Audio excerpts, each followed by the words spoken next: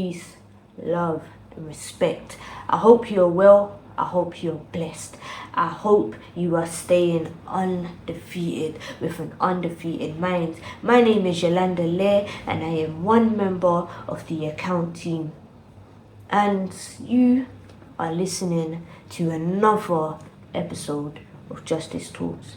Now, for those that didn't catch my last episode, please do go and check it out. But I will give you a brief recap because I feel like it's important that we engage in these kind of conversations. We engage in the comment section with these kind of questions that I'm asking. In that video, I asked the questions, what do you mean when you say no justice, no peace? What do you mean when you say no peace? I gave a little briefing of an incident that happened in Cincinnati, Ohio, which made me ask this question in the first place. On the 1st of May, an 18-year-old named Rodney Hilton was murdered by the hands of the police. He was shot at 5 times with 3 bullets actually hitting him. There was a statement that was given out originally to the family and to the community at large. However, the following day, Ryan's father, Rodney Hilton Jr, and the rest of his family went to view this body-worn footage of the incident, of the murder. And what they viewed was different to the statement that was given out. I think there may have only been a few things that was true, and 2 of them being that the police shot their son, their loved one, and another one being that they killed him. And I should have started with a trigger warning because this isn't an easy subject.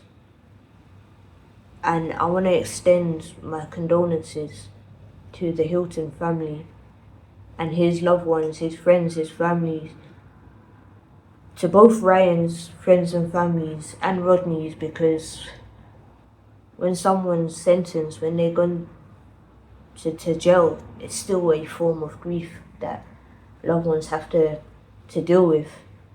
Whether that person was guilty or not, there's still an element of grief that they have to deal with. And in this situation, it's difficult because Rodney then went on, after viewing the footage, Rodney then went on to take his car and drive straight into a retired sheriff. Now forgive me, I don't remember the sheriff's name, but I do want to send out my condolences to his family because a life lost is a life lost regardless. So my condolences to the family of that sheriff. But what Rodney felt like he did was getting his own justice. Whether he was right or wrong, whether he was justified, in my video previous to this, I asked you guys to decide, and these are the things I need you guys to put into the comments. Was he right? Was he wrong? Was he justified? Do you empathize with him? What would you do if you was in Rodney's shoes, viewing the body-worn footage of your child, of your loved one, being brutally murdered in the manner in which Ryan was? What would you do? I asked the question, what do you mean when you say no justice, no peace? Because often or not, we take to the streets and we protest and we make noise and we make social media posts and we do all of that, rightly so. But we do it for like 2 to 4 weeks, for about a month.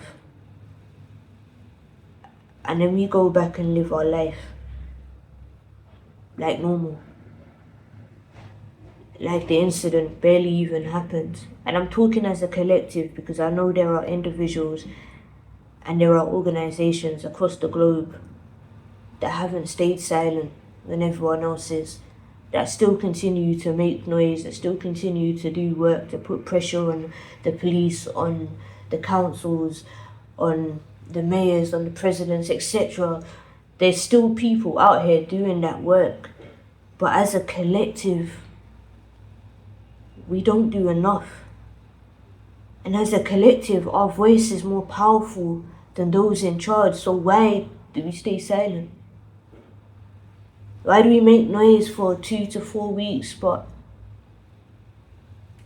then we just go ahead and give them peace? But we're screaming out no justice, no peace consistently. But when that verdict comes in, and the verdict says, the verdict is the officer walks free. The verdict is you ain't receiving no justice. The verdict is we can kill one of yours and get away with it because we wear a badge. Why even after that? Why even after that do we then proceed to be silent? Why do we then proceed to give them no justice? Yet we took to the streets, we screamed out, we made noise, we said no justice, no peace for a while. But we don't do that. We don't back our chat. But Rodney Hilton Jr, he did. And whether you agree with what he did or not, he said no justice, no peace, and he meant that. Yes, he didn't get the officer that actually killed his son. But people need to realize when you hear the police killed your son, you're not caring about the individual. You're caring about the system that enabled for this to happen. And in that sense, I guess Rodney's somewhat justified in his revenge, because he just went for someone who represented the police. And unfortunately, that sheriff, that retired sheriff, represented the police. And what Rodney saw was a police officer. Not the officer, but he saw the system. He saw systematic racism. He saw an institutionalized system that has been broken, that hasn't been fixed or hasn't been put together to protect the likes of Rodney, to serve the likes of Rodney, to bring justice to the likes of Rodney. And if I'm correct, in the bond hearing afterwards, Rodney's brother went on to say, when he was being ushered out of the gallery by a good handful of officers, after saying that he just wants his brother to see him, he wants to make sure his brother sees him, he was ushered out of the gallery. And when he was speaking, he said that him and Rodney have been harassed by the police. Hey, y'all cool. I just want my brother to see me. I just want my brother to see me. I just want my brother to see me. My brother can't see me. They did this shit before. They did this shit before. They did it before. I got video of them messing with my brother and me before. I ain't do nothing. I just wanted my brother to see me. He's got videos of that harassment. This is not their first encounter with the police. Now I don't know the extent of those videos and level of harassment, what led to the harassment.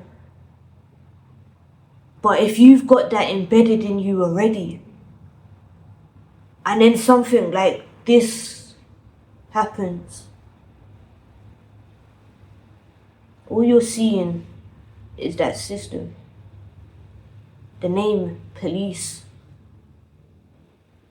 And that word police represents so much pain, so much trauma, so much anger, so much confusion, so much frustration, so much lack of justice, so much murders.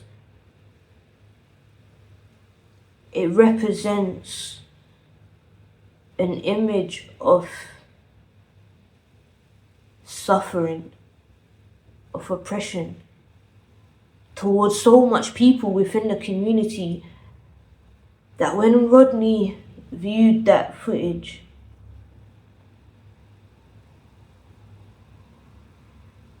he saw red. That's for my ain't no nothing else. He talking about that's my family. That's my family in that too. He felt the harassment prior. He knows the pain that the police have inflicted upon our community for years. He knows that we don't get justice. So he saw red. And you're grieving to that level, you're hurting to that level, when you're angry to that level, it's hard to control the emotions that you're feeling. And like I said, what he then went on to do was what he deemed as no justice, no peace. It's like he was able to foresee that he's probably not going to get justice for Ryan. So he's going to take it into his own hands. And he's going to show you what he means when he says no justice, no peace. And like I said, was he right? Was he wrong? Was he justified? I'll let you decide. So please go and check out that video. Comment. You can even comment on this video, because the conversations will still be somewhat the same. But in this video, I want to direct these questions to the UK police. Specifically the Metropolitan Police, because I'm from London. I want to direct it to Mopac. I want to direct it to the local councils, the statutory bodies that work alongside the police, social workers, school education, etc. I want to ask the questions: if prevention is better than cure, what are we doing to prevent a Rodney Hilton case happening in the UK? Because I, for one, I'm tired of taking to the streets. I'm tired of hearing the protests. I'm tired of going on social media and seeing videos after videos and not receiving justice. I'm tired of doing the work that I do, that we do with Account, connecting with other organizations that do that work, and feeling like we're not getting results on the side of the police. Now I know we as a community, we need to do so much as well. But the pain that we're feeling by the hands of the police, it can't be silenced. We can't be silent on that. We can't divert our energy and only focus on some of the injustices that happen within our community. I want to talk to you guys. If prevention is better than cure, what are we doing? What are you doing to prevent a Rodney Hilton Jr. case from happening in the UK, in London? What are you doing to really listen to the traumas that the community are facing? What are you doing to learn about the history of where these traumas stemmed from? What are you doing? Because we as a community, we are tired, extremely tired. And there is only so much that we as a community can actually take before that lid explodes, before that lid crashes open, before the contents of our pain flow out in ways in which we can't control it because we've suppressed it for so long. What are you doing to prevent that from happening? Prevention is better than cure, right? So what are you actually doing? Because us at Account, we're closely connected to an organization called UFFC, United Friends and Family Campaign. And this is a group of families and friends who they themselves have lost, they themselves have had a loved one taken from them, stolen from them. They themselves have had a loved one murdered by the hands of the police. And because of that, they've had to form a campaign because they themselves have received no justice. And this is their version of no justice, no peace. They're making sure that people know the names of their loved ones. They're making sure that you, the police, you, the mayor's office, you, the local councils, know the names of their loved ones. But they can only reach so much people at one time. They can only do so much when they themselves are hurting, when they themselves are grieving, when they themselves are angry, frustrated, confused as to why they still haven't received any form of justice to this day. There are some families that haven't received justice for over 10 years within that campaign, within that group, within that organization, within that unity of families, where their only common factor that brought them together was that they have lost a loved one by the hands of the police. They are still confused, frustrated that they haven't received no justice. But how long can those families hold on without crashing out? And credit to them, because I don't know what I would do if I lost a loved one, a direct family member, to the hands of the police. Because I know what I felt like when my family was killed by the streets. When my friends were killed by the streets. I know the pain that I felt. That sense of wanting revenge. I know what that feels like.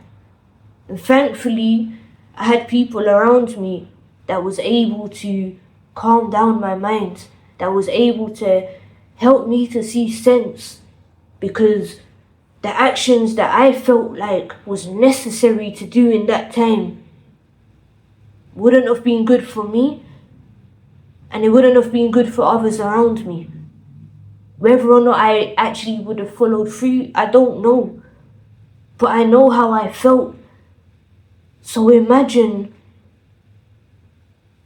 if that was the state, the people that were meant to serve and protect you, that actually took the life of a loved one. I don't know how I would react. So I have to give credit to each of the families of United Friends and Family Campaign, because they've taken their pain and they're building a campaign to make noise. But not everybody has that strength. Not everybody has the ability to keep the lid on. And it's been generations and generations that have been feeling this pain. I don't know how long you can keep the lid on, because trauma hurts.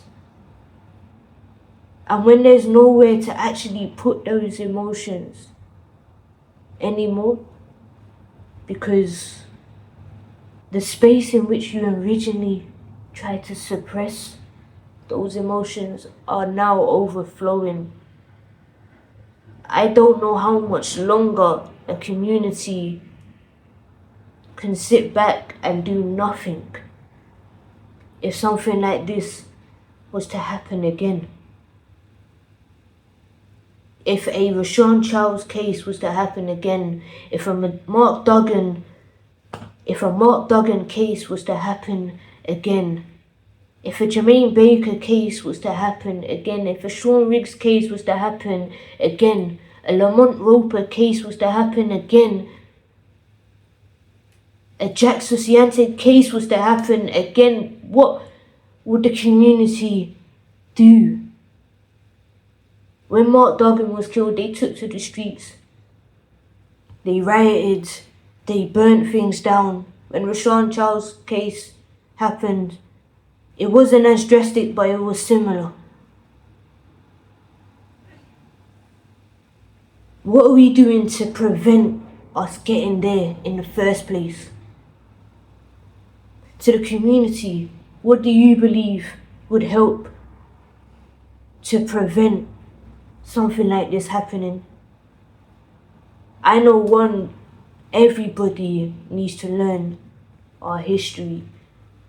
The police need to learn why a community feels so traumatized by just the presence of the police. It's not the individuals, even though there are bad apples, and if you don't get rid of the bad apples then tend to rot the good apples, that. But we don't see individuals, we see a badge, we see a uniform, we see a name, which is the police, which represents trauma, oppression, systematic racism, institutionalized pain, suffering, infliction of heartaches, infliction of anger, infliction of frustration, confusion, torture. That's what we see. So when Ryan chooses to run when he sees that, when Rashawn Charles chooses to run when he sees that, you have to understand the history behind it. You have to understand the trauma behind it. So what are you doing to learn that history? What are you doing to build connections with the community so that a situation like this doesn't happen? What are you doing to help a community receive justice?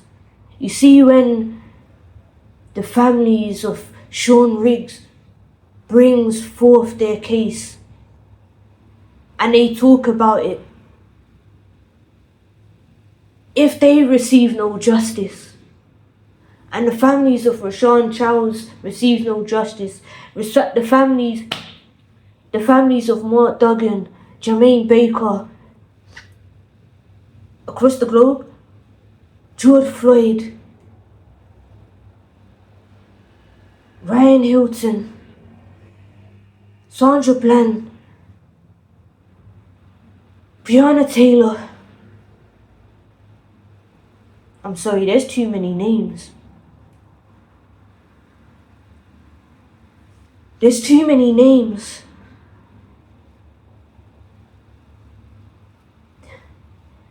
There's too many names. But you know what there isn't? There isn't justice. There isn't enough justice. For the amount of names that there is, that we can list off, who's been killed by the hands of the police, whether via police altercation or directly through excessive force over here in the UK, through armed police like Chris Cabba in the UK, or in America, the armed police that have murdered so much people over the years. Like, it's so bad that for every generation there is a case, and for every generation there is no justice. What are we doing to prevent the generations that come after me, that come after the generations that are already here after me? What are we doing to prevent them from asking the same questions that I am asking right now? When are we going to receive justice? So that we aren't having to scream, no justice, no peace. What are we going to do to prevent us even having to ask the question, are we going to receive justice? What are we doing to prevent that? And how are we keeping up that consistency of change? Because we can have tokenistic meetings and all of that jazz, and it looks good on paper, yeah, great. But the actions is what is needed. The actions on the streets is what is needed. The justice for the families is what is needed. The prevention is what is needed. Learning the history is what is needed. Getting rid of cops who are the bad apples is what is needed. Fire them. Yes, I said it. Fire them. And when an officer or officers end up taking the lives of individuals within the community, don't just fire them, sentence them. A murder is a murder, right? So treat it the same as you would if it was one of the man them on the streets. Treat it the same as you would if it was one of the man them on the streets. Because I know if a community member murders another community member, the justice is served, rightly so. Rightly so. But a criminal offence is a criminal offence regardless of whether you wear a badge or not. And in fact, if you wear a badge, you should be made an example of, because this shouldn't represent what you want in the police force. So sentence them. Let us see that you actually are here to protect and serve us. Because if not, the allegations of you not protecting and serving us as the police would only look like it's true. And to be honest, that's exactly what it looks like. So sentence them. Prevention is better than cure. When you see an officer who has certain patterns, for example, the officer who was involved in an altercation with Lamont Roper in the UK, in London, Tottenham. If you don't know that case, please do go and check it out. If you don't know the name, please do remember the name. Lamont Roper, the officer that was involved in that case, he has a history of not putting on his body-worn camera, He has a history of that, complaints, etc. There was an investigation into him. But yet still, during the chase with Lamont Roper, though his camera was on, his jacket was covering it, so it didn't necessarily catch anything, which defeats the whole purpose of having the camera, right? But if you have an officer like that, who have complaints, who has a history of aggression, etc., remove them from the force. Because the only thing that they're going to do is use excessive force. The only thing that they're going to do is not follow by the laws. And even that is questionable. The laws might need changing. But that's a topic for another day. But remove them. When you see that there are officers who have a certain pattern, before it gets to an extent where a family is crying for justice because their loved one had been taken by that same officer, remove them. Remove them before they get a chance to have the question of whether they should be sentenced. Remove them. That's how you prevent something, right? Prevention is better than cure, right? So remove them. And we as a community, we need to come together and make complaints a lot more. I know, it's long-winded. It feels like it's just not worth it. But this is how we start to build those cases. Make the complaints on these officers so that we can build a case, so that we can, as the community organisations like Account, like UFFC, like Unjust, like Tottenham Rights, so much more across the globe. So forgive me that I haven't mentioned everybody or all of the organisations, should I say. But like these organisations, so that we can make the noise necessary to get these officers removed from the line of duty. Officers that are dealing with mental health issues on an extreme level shouldn't be out on our streets. These are the things that we could do to prevent them. Getting adequate, and I repeat the word adequate, mental health support embedded in their everyday practice of these officers is necessary to help prevent something like this from happening. To help prevent a Rodney Hilton Jr. case in the UK. Now there's so much more that I can generally say in terms of prevention. But a lot of these are just common knowledge. A lot of these officers, the police, the system should already be doing. But unfortunately they're not. But if you want to prevent a Rodney Hilton Jr. case from happening in the UK, this is the things that you need to do.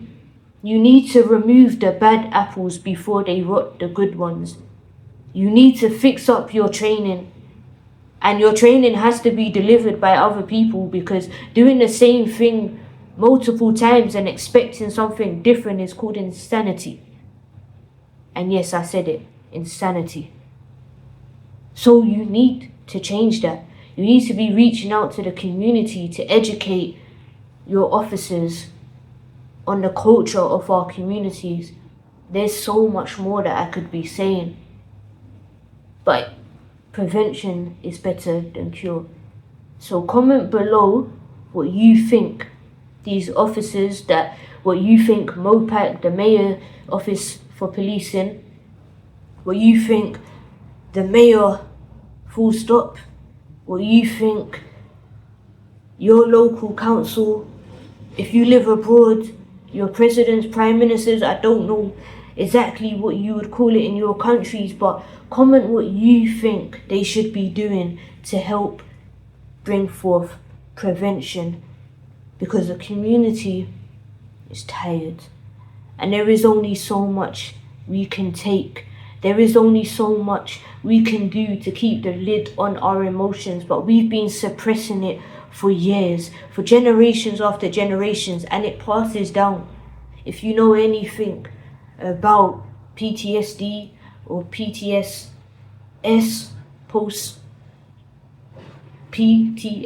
post-traumatic slavery syndrome, if you know anything about those things and how trauma is passed on, if you know anything about how the womb works and how trauma is embedded in that, then you know from generation to generations it's passed on.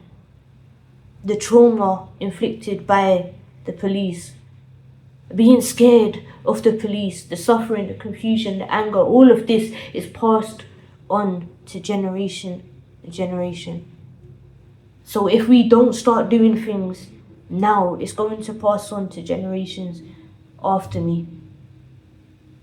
And eventually, it's going to get to a point, if it isn't already, where that boiling pot is boiling too much, that the hot water is bubbling over and the lid can't contain it anymore. And I'm not trying to incite violence, that's the last thing I want. But I'm aware of where we're at as a people, as a community. I'm aware of the pain that we're feeling. I'm aware of the suffering that we've gone through. I'm aware of the trauma that's been inflicted on our community by the hands of the police, but also the statutory bodies that are connected to the police.